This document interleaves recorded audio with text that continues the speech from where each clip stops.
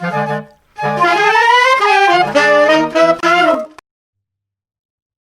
everybody, Eric Daniel, I'm back again from Sax Survival Land, Saxophone Survival, talking about flute again, once again, and I'm not on the usual set, but there was a problem there, and I could not wait to do this video, so here we are, and we're going to talk about the chromatic scale and the extreme importance of having a really, really good knowledge of the chromatic scale on your instrument, a flute in this case, or whatever instrument you play.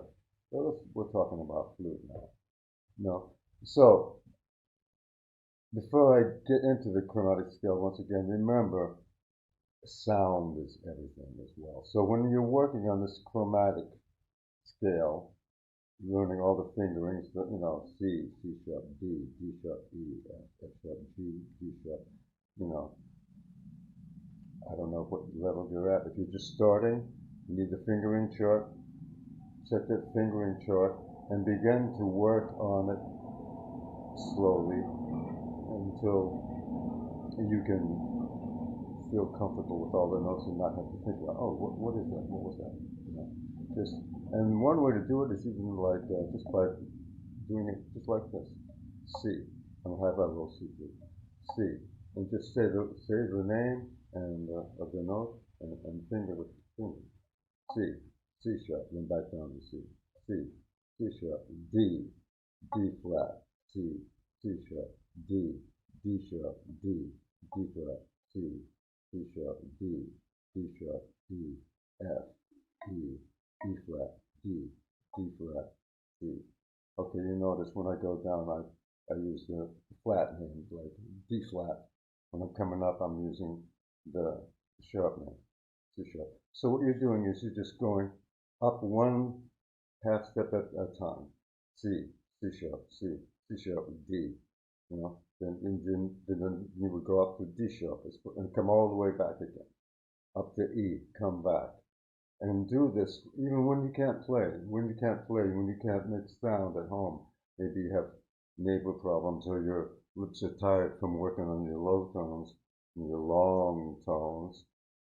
But you can that's a good time to be working on your hands and your mind, because it's your hands and your mind, No?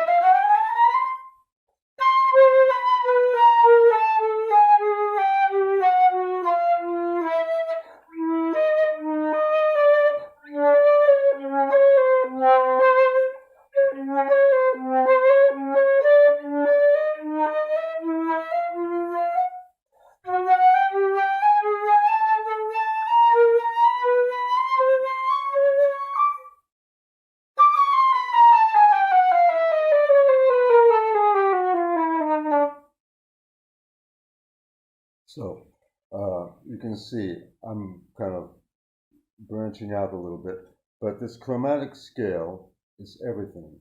Everything you need to know about your fingerings, you can find out and get in your flexibility or everything. Everything is contained in this 12 notes scale from C to C, then go from C sharp to C sharp, whatever, all the half steps. But then, let me give you an example. Let's start out with the chromatic scale, just doing half steps, okay? I'm going to make it easy on myself today and start on like a G, okay? Alright, so we're going to go up just by half steps, like a G, G sharp, G, okay? Then we're going to go G sharp, A, G sharp, okay? So each time we're going to go up one half step and just do a half step. Here you go. Always make sure you get a nice G going on before you start. Let's do a G.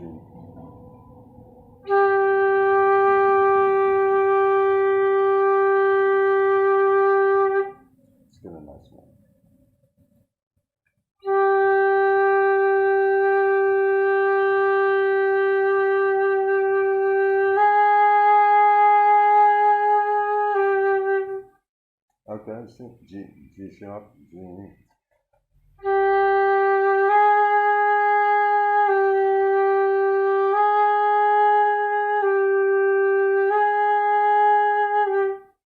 Now go G sharp A, G sharp. Now you notice you're gonna have to go G sharp A. You have two fingers. You have to be clean. Okay. Let's see how if it will be clean.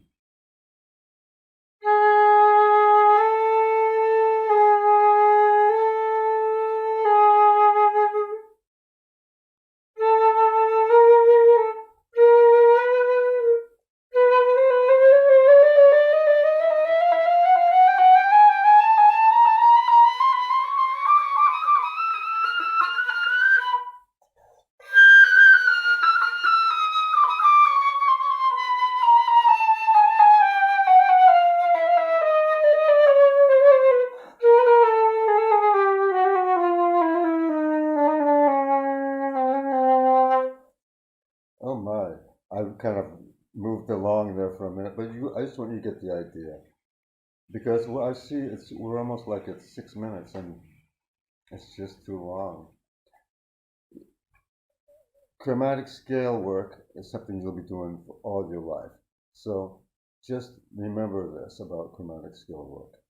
Work slowly, methodically, with a good sound, and be concentrated on what you're doing. Don't do it mechanically. Get into the sound. Listen to the sound. Listen to the half step. Now we're going up to a whole step. Let's just do a quick thing on whole steps. From G. Now we're going to go G, A, G. Okay, whole step. Then we're going to go G sharp, A sharp, G sharp.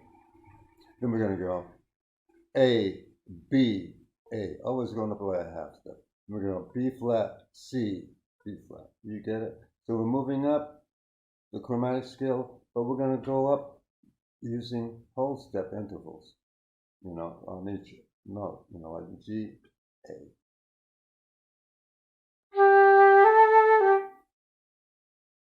See?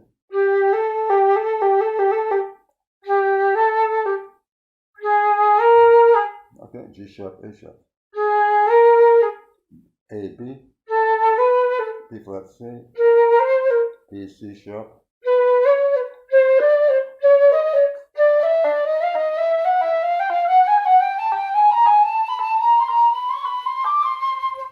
You see?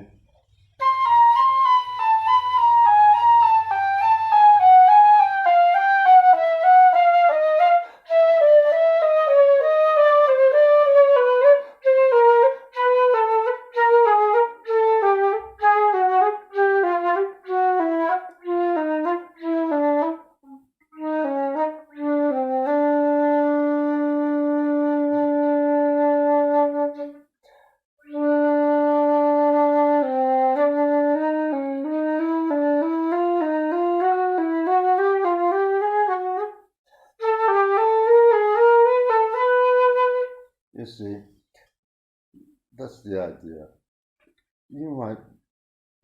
I could personally could spend like about an hour just working on these, always thinking about sound, huh? And the cleanness of your hand movements. Then the next we did the half steps. Okay, whole steps. What's next? Minor thirds. Okay, but moving chromatically, minor thirds. So what does that mean? Like G, B flat, G sharp, B, A, C. You see what I mean? We're going to go up half step to G, G sharp, and A, but we're going to put the minor third in between. So G, B flat, G, G sharp, B, G sharp, A, C. Let's just do that much, okay? So you see what I'm talking about.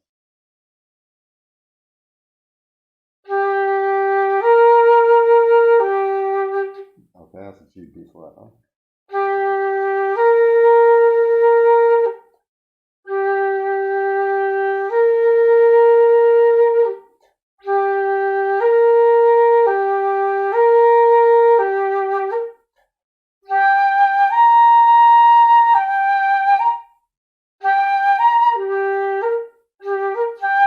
Okay, how about G sharp B?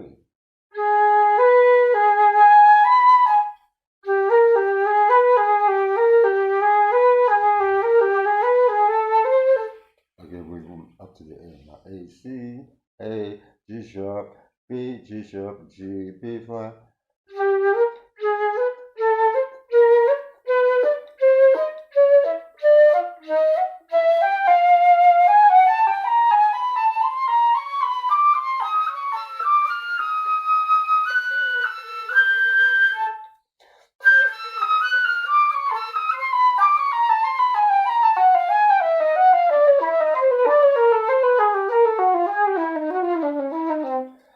Okay, so you see, you can make your own exercise up, but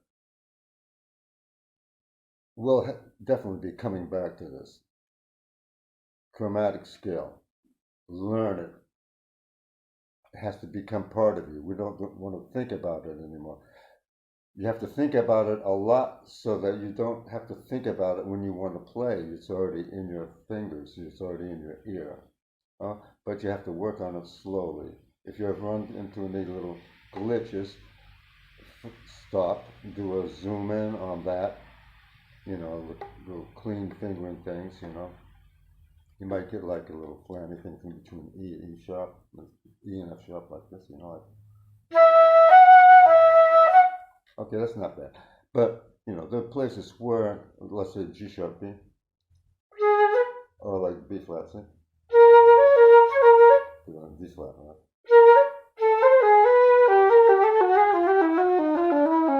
Then you would move to major thirds, like.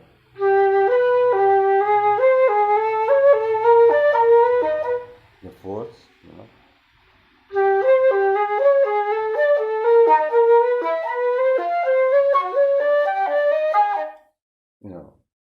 a minute four, so you get the idea, just keep moving until, until you can do all your intervals like in chromatic movement, going up, going down, and then invent your own little exercises. But the basic thing is just you have to learn all the fingerings and get them smooth. So try playing octaves, chromatic octaves, like from C to C, chromatic,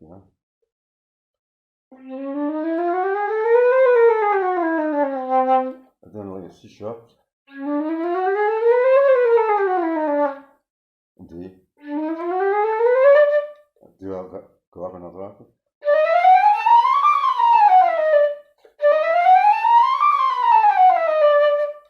So, and always remember, 12 notes. So you can think of them like in groups of 4, groups of 3, groups of 2, groups of 6. 2 times 6, 12. 2 times 4, 12. Okay, you get it. Okay, so let's think of it in threes. Okay, I'm going to try to, let's go from a D, a couple of octaves.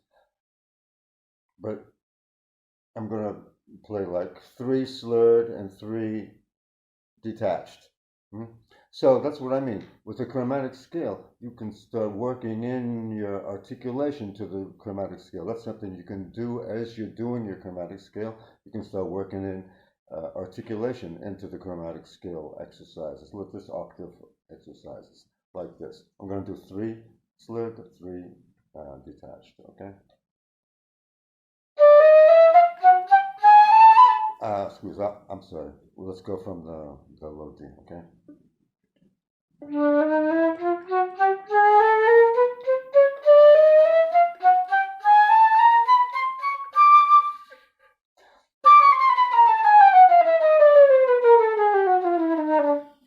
Then try them, in groups of 2.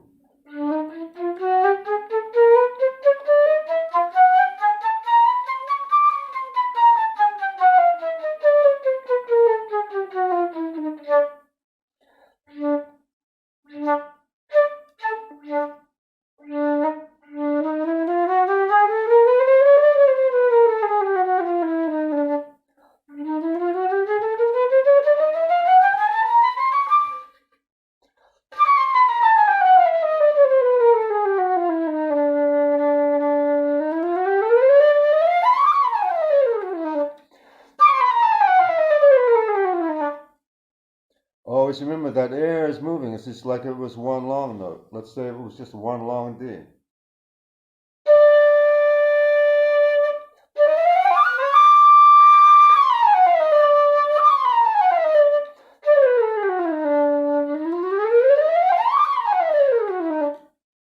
Okay, then then try doing things like this.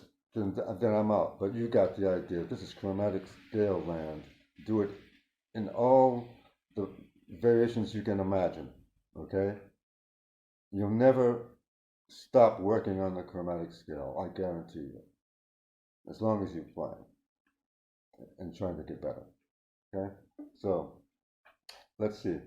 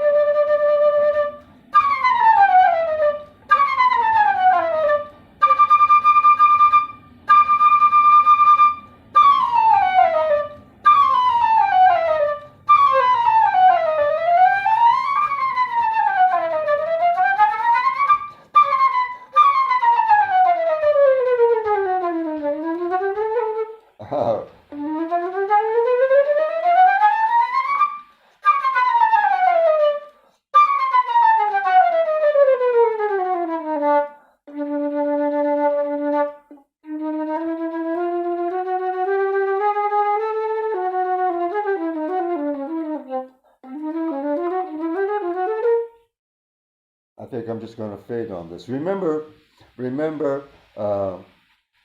if you like what you saw today, if if it made some kind of sense to it, if it helped you in any kind of way, please do leave a comment or hit the like button, and it would all be great if you would subscribe. I'm going to be doing more of these fairly frequently. So if you want to be notified as they come up, I think there's a bell. You hit the bell and you can sign up to be notified, once you're subscribed. But anyway, I'm just going to keep going out and fade this, okay? And remember, saxophone survival, and just trying to get those instruments up. Your clarinet, your flute, in this case, your saxophone is probably your main instrument, whatever, alto, soprano, tenor, whatever that is, but right now we're talking about flute as like a second instrument, but as like a new, secret weapon that can help you in your quest for saxophone survive. Okay. See you next time. I'm going to keep going.